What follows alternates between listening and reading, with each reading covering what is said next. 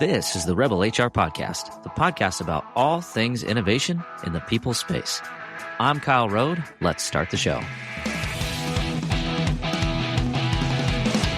Welcome back, Rebel community. This is going to be a really interesting conversation. I cannot wait to dig in. With us today, we have Tom Palladino. Tom is a scalar light researcher, and we are going to be talking all about something that we don't necessarily fully understand and how we can leverage that to help humanity. So listen up. This is going to be a fun experience. Tom, welcome to the podcast. Yeah, thanks for the invite, Kyle. Thank you. Absolutely. Well, I'm thrilled to have you. And I think on a purely selfish level, I just want to understand what this is. Because, for me, I think there's so much exciting research that's happening out there in the field of all aspects that we're just starting to scratch the surface on. And this is an area that is brand new to me.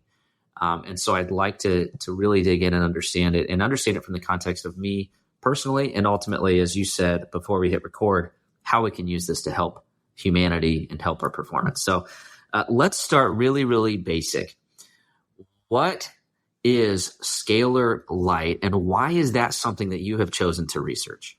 Yeah, let's define our term. Scalar light is the light of the sun and the stars. Why is that important? It is the light that animates the universe.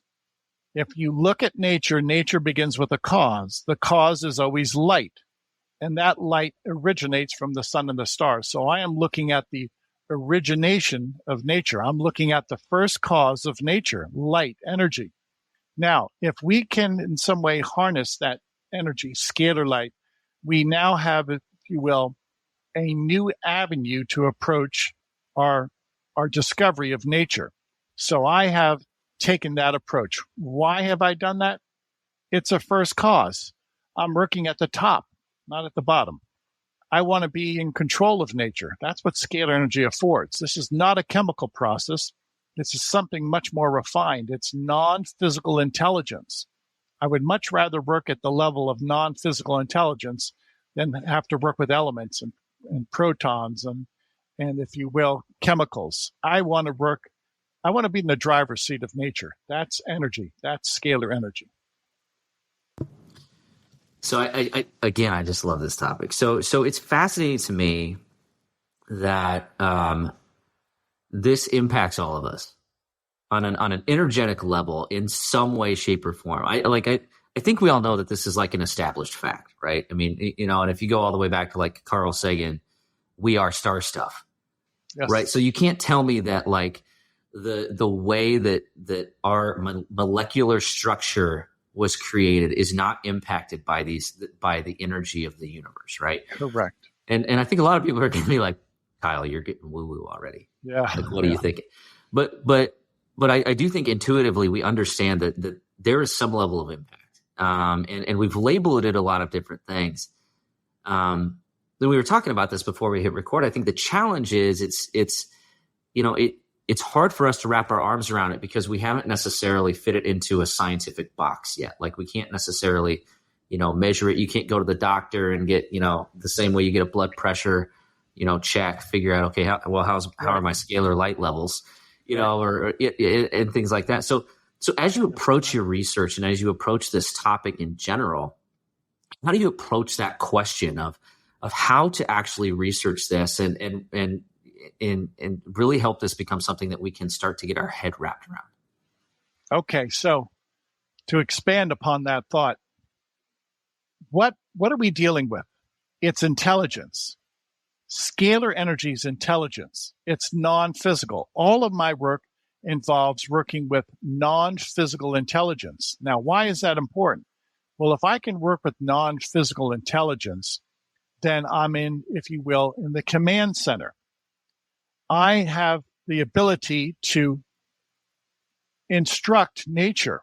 And that's what my instrument has allowed me to do over the years. I have a scalar energy instrument that allows me to instruct nature. And when I do that, I have a command over pathogens. I have a command over brain waves. I have a command to the point that I can send the energy of a nutrient into a person. So by working at the level of intelligence, not at the chemical level, we, if you will, transcend time and space. We're not at the chemical level. So we don't have to worry about a biological function. We work at the level of intelligence instructions. It's a different level. And in so doing, we're allowed to have this control to produce what I consider healing of soul, mind, and body. It's a unique approach, but I want to inculcate this. I am not working at the biochemical level. I do not work with the medical community. I've developed a new branch of physics in which we work with energy fields.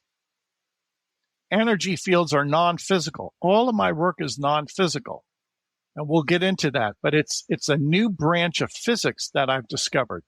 So I'm not following any, if you will, pro forma science. I am at the vanguard of this new science. So I think this is, what's fascinating about this to me is the fact that what you're doing is very similar to what human beings are trying to do every day. Yeah. Right. We're trying to impact others, and whether we call it like an energy field or, yes. Or emotions, yes. or, yes. or, motivate somebody or yes. or incentivize somebody or impact somebody in a positive way or a negative way. I think, and we throw around these terms like high frequency, low frequency, right? Or somebody's got somebody's got a rain cloud or there's sunshines and rainbows. I think, again, intuitively, we know that everybody's got this kind of like energy field or this presence about them. Yes. And we've tried to, I think some theories of thought have tried to like apply scientific logic to this, right? Like there's, it's hormonal, it's endorphins, or it's serotonin or whatever, it's dopamine. But there is research that shows that these energy fields exist. We know they exist. Yes, they do. So I think maybe I'll pause there because I think it'd be helpful for you to kind of to further define how we can think about this, because I actually think, as I think about like my job specifically, or as a leader, as a humanistic profession, a lot of my job is trying to understand how people are feeling, what the energy in the workplace is, what the energy in my personal life and my personal relationships are, and ultimately trying to make that a more positive experience. So maybe we should take a step back and just kind of, help us understand a little bit more about these energy fields and how we should be thinking about these. That's maybe unconventional, that we really don't have the science around yet, because this is a new novel field of physics. Well, you described it already. Many times we try and persuade people. We try and incentivize people. Many times we speak about having a good day, not a bad day. Those are instructions, and that's what scalar energy is. This is intelligence. This is non-physical instructions, intelligence. Now, some people might want to call that consciousness. So what I've developed are instruments that can control that type of energy. It does not have an electron. There's no protons. So imagine an energy that's non-physical instructions, not a stream of electrons. This is not electricity. There's no magnetic flux. This is non-physical instructions. Now, with that in mind, I believe that this energy is at the apex. It's, if you will, responsible for all design in the universe, whether it's human thought or the periodic table, whether this is a home that's built out of materials, or whether this is your heartbeat. Everything has to have instructions, intelligence. Scalar intelligence is responsible for all formation of physical forms. Scalar energy, scalar light is responsible for human thought, for human feelings. There has to be an intelligence that supports all activity. This is my contention. Scalar energy is that all-pervading intelligence, some people call it consciousness, that instructs everything. Now, from your perspective, working in human resources, the way people think, the way people feel, that's what they bring to their workplace. That's what they bring from their home to the workplace and vice versa. And there's a credence to that. That gives great credence to my work. A thought is scalar energy. And emotion is scalar energy. It's some type of intelligence, some type of instructions. And it could be, if you will, favorable or unfavorable, depending on the projection and what the intended outcome is. So when I work with this energy, to be very clear, I have tapped into the life force of the universe, the intelligence of the universe. And these instruments behind me, they behave like stars. These are miniature stars. This instrument is so powerful, it can send non-physical intelligence into a light bulb and illuminate it. Now, that's without any physical connection. Why? It's non-physical intelligence that's illuminating that light bulb. So if anybody, sorry, I'm going to pause there. If you're listening to this, what he has done, he's got it's not an incandescent light bulb. What's the term? It's like a swirly looking light bulb, like a fluorescent light. And he's holding it by the instrument, and it just lights up. He's not plugging it in. He's not doing anything. He's just literally holding it next to it, and there is an energetic field that's lighting it up. Okay. So intelligence has gone into my light bulb to animate it. Now, that identical animation is what drives thinking, that drives emotions. And can I prove that? Yes, by virtue of the fact that my instrument works hand in hand with nature. What do I mean? A thought is non-physical information. Scalar energy is non-physical information. A thought transcends time and space. You cannot stop scalar energy. You cannot stop a thought. So when I'm working with this energy, it is at the speed of thought. This energy acts like thought. Scalar energy is the cause of thought. It's the cause of thinking. It's the cause of emotions. So again, there's some intelligence behind everything in the universe, including thinking and feeling. Now, many times when I work with this instrument, people say that their feelings are elevated. Now, mind you, I'm not a psychologist, and I don't have training per se in the medical field. That's not my specialty. My specialty is scalar energy. So how is it that an instrument that controls scalar energy can make people happier? Because we're all working within the fabric of intelligence, of consciousness. So my instrument is projecting intelligence into the mind, into the spirit, into the soul, and that is elevating people's mood. That's sometimes even going as far as to correcting their depression or correcting a drug addiction. All of that is by way of corrective intelligence. And mind you, there's no, if you will, influence on my part. I do not influence this energy. I simply have an instrument that can perform that function. So there's no human intervention. There's no human reasoning with my work.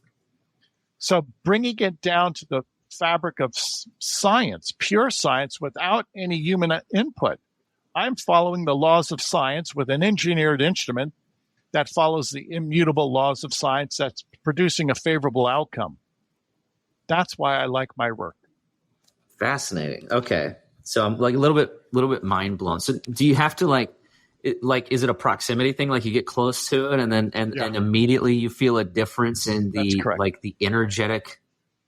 Yes, that's correct. Just how your mind works. That's what the people are reporting. That's correct. That's correct. Interesting. Now, in order for me to work with this instrument, I've devised a technique in which I can work with people anywhere in the world through their photograph. I'm going to hold up my photograph. I'm going to explain. My photograph is an energy field. It has a scalar energy force field or a scalar energy signature. I never work with people. Why? People are the biological self. People are, if you will, the chemical self. I don't work with people. I work with a force field, an aura, or an energy field. So we keep it at the non-physical level of aura or spirit. So what's the point? A person's energy field is on a photograph. That piece of paper now has embedded, encoded on it, my energy field. And this is what I access. This is the new realm of science, scalar science, that is non-local. We can access a person's energy field anywhere. And I'm doing so with people who email me photographs from halfway around the world. So this gives the notion to bilocation, or this gives the notion to the ability to quantum tunnel, or the notion to teleport. Now, our thoughts teleport, right? Our thoughts can travel across the universe in a flash. Well, why can't my thought pattern, why can't my energy field on a photograph travel in a flash to my laboratory? It does. It does. We'll be back after a quick break. And so used to having everything in front of them right away that we forget that innovation just takes time. I myself, I get frustrated too. Why? And you know, this is being one of my best friends is, hey, I talk to you all the time. Hey, man, I'm frustrated in the fact that I can't seem to just get there in the next day. But that's just not how these things work, right? Innovation needs to be planned out. It needs to be very methodical. And then when it finally hits, that's when it seems like to everyone else that it sort of just came out of nowhere. But to you, you know the amount of dedication that it took over that time. Huh. And now you're really blowing my mind, because now I'm thinking like, well, wait a minute. Yeah. So once you remove the physical requirement, now that's a totally different way to think about it, right? It doesn't matter where you are. Exactly. Now go back to thought. When we think, thought is non-physical. I don't care if you're on the moon or you're in a submarine in the ocean. A thought transcends time and space. Nothing can impede a thought. Okay. It's the supreme force of the universe. So why can't I access the thought pattern or the energy field? Thought is an energy field on my photograph. So we're not working at the chemical level. We're working at the non-physical level of intelligence, consciousness, which transcends time and space, which is the level of thought, the level of intuition, the level of prayer, the level of consciousness. This is the new physics. We're leaving behind the brick and mortar. Now, I'm not against the physical universe. It has its purpose. I prefer to work in the non-physical universe, the universe of intelligence. Fascinating. And I think it's a great example of the opportunity for us to expand our mindset, because I hadn't even thought about the non-physical, aspect. I mean, I think we intuitively understand, like how people are feeling, and a lot of times we attribute that to like nonverbal cues, right? Like I can't remember, I'll get the research quoted wrong, but something like more than 90% of all communication is nonverbal, right? And that's why we all like these video calls ad nauseum. And that's why it's much richer to have even a conversation over the phone. But if you remove the physical aspect, I would argue that especially many of us that would be considered empathetic or fairly intuitive as it relates to how others are feeling or interacting with the world, we don't necessarily, we kind of have a general sense and understanding of how people are feeling and how people are reacting without seeing them physically or without being in the same space that they are. And I think you're kind of tapping into, I'm sure I'm just scratching the surface here, tapping into the fact that this intelligence is important to understand. And it is real. In that sense, we just haven't necessarily defined it in that way, right? We've tried to fit it into the scientific box and measurements that we have in the physical world that we can observe, right? Yes, and I would concur with that. So again, to the audience, this is a new science. I don't expect people to understand this. This is groundbreaking research. Nikola Tesla was one of the few men to ever harness this energy. And again, it's not electromagnetic. So we have to start at the basement here. We have to build a foundational understanding of this science. It's very real. This instrument tells me it's real. My predecessors who've worked with this energy said that, yes, they had favorable results also. And keep in mind, we're working through the interface of force fields. This instrument is not designed to work with people. It's not a physical instrument. The instrument is only designed to work with non-physical force fields. So I only work with a photograph. Now, once we understand the science, then we can develop some type of theories around this. Why is it that I can access a person's aura or a person's force field on a photograph? My explanation is that scalar energy is everywhere, including being embedded upon a photograph. But that comes for another discussion. Interesting. Yeah, fascinating. Yeah, it's interesting. I think so. Maybe to go on like a little bit of a personal tangent. For me personally, I think, this is one of those things that, a couple of years ago I would have been like, this doesn't sound real.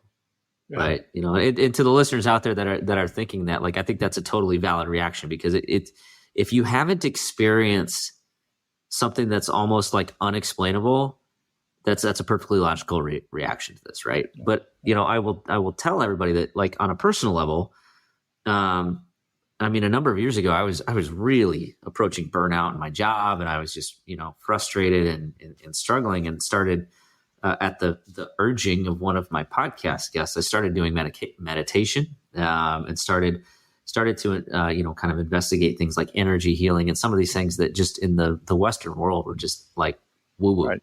Weird. Yeah. Right. And I will tell everybody, like, it worked. Like, in a really weird, like, I was able to, like, you can get like energetic responses in your body by focusing thoughts and intelligence in certain aspects. There is an energetic field that you can manipulate if you think about something specifically, right? Like, it's real. It does exist. And if you don't believe me, I would just encourage you to take like 30 minutes and go down the rabbit hole and try it for yourself. And then I want an email back, and you can tell me if you felt something or not. And if not, I want to know because it does exist. And I think to maybe, articulate a story that I tell quite a bit. Every once in a while I get what I call truth bumps, and it's like these little, it's like this energetic feeling on the back of my neck. And it's like the hairs on the back of my neck stand up. And it happens when I'm listening to an extremely moving piece of music, or I am having a conversation that is really, really impactful and that I have to do something with. And every time I've listened to that intuition, something good has happened. And I can't explain it. I have no mechanism to explain it other than it's worked if I've listened. And I think that's what we're talking about here, right? And so I would just encourage everybody to maintain an open mind. Let's keep going. So I'm curious. So we've talked about this being non-physical. We've talked about it really, kind of where it originates. And what I think we're really kind of tapping in on, and what I'm hearing is that we're really kind of talking about like divine energy. Yes, it is. It's from God. Right? The thing that human beings have been trying to explain, and we call it spirituality. There's a lot of different names for it, but we're talking about, something that is a little bit beyond, I think, explanation at this point, at least with our current understanding of the world. And so as you're scratching the surface of this kind of this new field, how are you approaching that challenge where there's really not a vocabulary for this yet? There's really not, right. there's not a mechanism for us to explain it. Like, oh yeah, that scalar. Yeah. My scalar level is 9 on a 15-point scale. Like, it doesn't exist. Exactly. So how do you approach that? And how do we then kind of use this to interact with 100 years the physical world, despite it not being 100 years ago before really computers, a physical energy. But let's use this analogy. 100 years ago, before computers, if you said that you had a mouse on your table, on your desk, that would refer to a rodent. Okay? Well, we realized that this new vocabulary, everybody has a mouse now in their home, a number of computers, and hence there's a mouse probably in every room of the house. So the new vocabulary that has been used for computers is indeed of its own idiomatic guidelines. You're right. We need a new vocabulary here. It's a new science. We need a new vocabulary. I'm trying to establish that. When you're at the vanguard of a movement, you have to be very careful, and you have to use a vocabulary that people understand, and I keep explaining it. I write articles and I hold podcasts, and I tell people, this is what I've discovered. Will I be the only one who's contributing to this field? No. It will demand the attention of the world. I will go out on a limb and I'll say that scalar energy someday will replace electricity. It's free energy. Why not? That scalar energy someday will be an industry as big as the computer industry. That scalar energy is the technology of the future, and that millions of people, billions of people will eventually be impacted by scalar energy. Fascinating. So I'm curious. So, I think for those of us that are, kind of intrigued by this and interested and just kind of curious to learn more, are also interested how we can kind of practically utilize this intelligence in our day-to-day life. So now that we know that this exists, and there are many, maybe much more to research. I think it sounds like you've got plenty of work available as a researcher. I do. How do we use this? How do we leverage this within our day-to-day kind of practical world that we live in? You do that every day with HR. Now, a person's attitude, a person's feelings, okay, they bring that to the workplace. That's scalar energy. And a lot of people don't realize the way they think, the way they feel will not only dictate the office policy or the work environment or their home environment, it dictates their life. There are some people who go through life and the ups and downs of life, they can take it and roll with the punches, so to speak, but they're of good cheer. They have good positive thoughts. They have good positive feelings. Now, the counter to that would be people who are always negative. The converse of that would be people who have only poor things to say about humanity, or really are of a very negative attitude towards not only themselves but their fellow man. That in and of itself is scalar energy being used incorrectly. So keep in mind, if this is thought, scalar light, scalar energy is thought and feelings, then the way we think, the way we feel dictates our reality. Now, the scientific, if you will, analog to that is a scalar energy instrument. I can use this instrument appropriately, and the outcome is people are happier. Some people, their depression is lifted.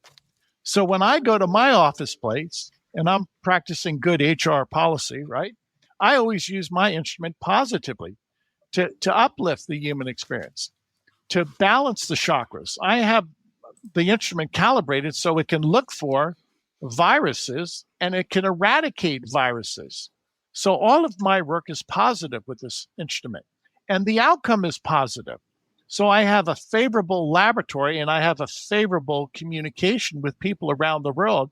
So my cottage industry is now becoming a global industry because I'm sending those instructions to the soul, mind, and body of people. This is an example of appropriate HR policy and how HR policy will leave this laboratory and will have an immediate effect upon everybody in this corporate structure. Only good vibes. Yes. Like that's it. Right. Yes.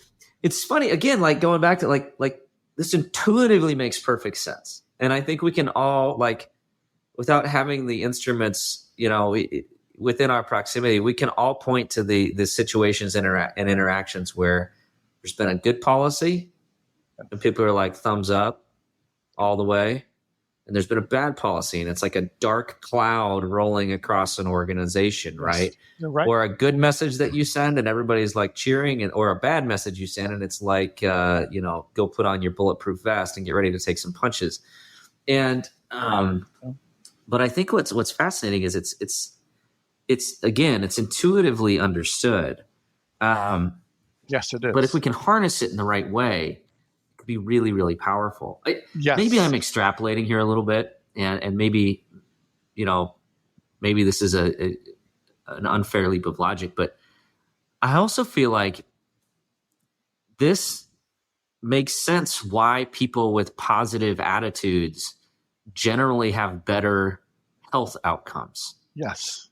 Or why optimists generally have more success in the world of Yes. business, Yes. right? Like to me, it's starting to kind of maybe put a little bit of science behind some of these things that we don't necessarily have a clear explanation for, but have a like kind of an intuitive understanding of. Yeah, thank you. I agree with that. I agree with that. The way we think, the way we feel, that's the world that we create, not only for ourselves, but for those around us. You know, in our organization, I tell everybody, I want you to go about your affairs on a daily basis. Be happy. Don't let anything get you down. Be very realistic. We have very realistic goals. Very realistic. We don't live pie in the sky. None of us are quixotic. And because of that, we're happy. We have a clean workplace. We have a happy workplace. I don't allow gossiping. We all have goals. At the end of the day, we meet those goals and then we shut the lights off, so to speak, and we go home to our families. And that's my HR policy, because what I do in my laboratory, I extrapolate that into the workplace. This is how society should be. You do your best. You avoid politics. But if you fight, anytime you start fighting, I don't care if it's a corporation, a marriage, or a nation, you're doomed. You're doomed. Internecine warfare will doom any society. Mm-hmm. Mm-hmm. Yeah, on the individual level or the government level, right, or national level.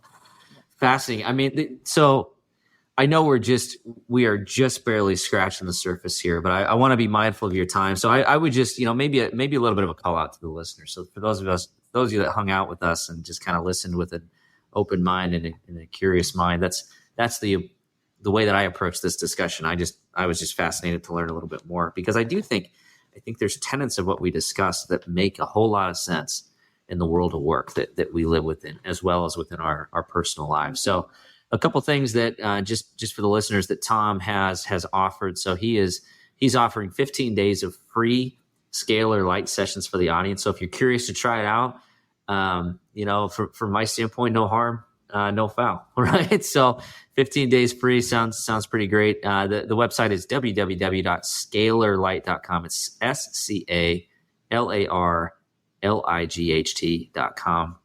And we'll have that in the podcast show notes. Pop it open and feel free to click right in.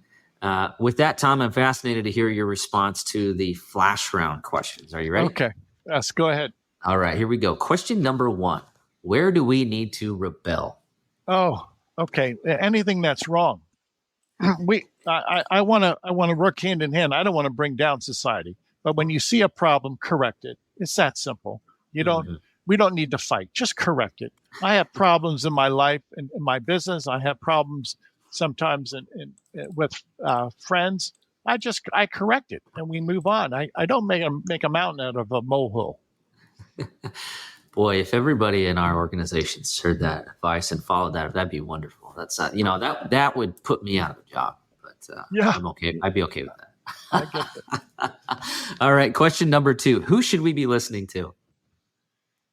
People that have our best interests at heart. You want to take advice from friends and family who care about you.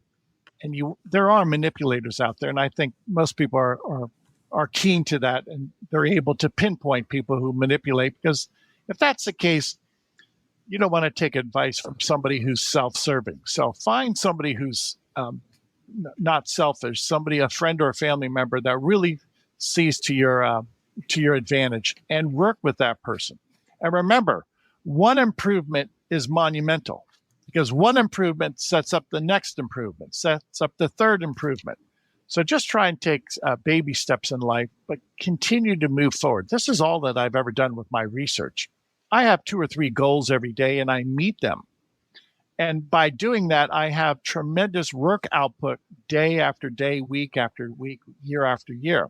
So whatever your calling, whatever your station in life, surround yourself with good people, take baby steps, try and make reasonable improvements in your life. Love it. Love it. Great advice. Final question here. We already talked about the website. How can our listeners connect with you in other ways and learn more? The website is the focal point, scalarlight.com. I want you to consider signing up for the 15 days of free sessions. in which on a daily basis, I take your photograph and I submit it to the scalar waves, in which will balance your chakras. We have another program, the second program, in which we will take photographs of microbes, scan you for microbes, viruses, and eliminate those microbes. And then the third policy we have on a daily basis now, we take vitamins and we download vitamins into your force field, such as vitamin, minerals, antioxidants. So it's all done through the photographic force field. Try the free sessions, please. Cool. Sounds good. Again, we'll have that information in the show notes. Check it out. Tom, thanks for sharing your research with us and expanding our perspective, because I think if anything, this conversation has been eye-opening for me, even in how I define some of the work that I do. So it is not part of the physical world. And that's, I think for me, the takeaway is check my bias for the vocabulary that I use in how I interact with the world. So thank you for that. Yeah, good for you. I agree. Thank you, sir. Awesome. All right, Tom. Well, hey, have a great rest of your day. And again, thank you so much. Open up your podcast player, click in if you want to learn more, and check out the free sessions. Thanks, Tom. All right, that does it for the Rebel HR podcast. Big thank you to our guests. Follow us on Facebook at Rebel HR Podcast, Twitter at Rebel HR Guy, or see our website at rebelhumanresources.com. The views and opinions expressed by Rebel HR Podcast are those of the authors and do not necessarily reflect the official policy or position of any of the organizations that we represent. No animals were harmed during the filming of this podcast. Baby.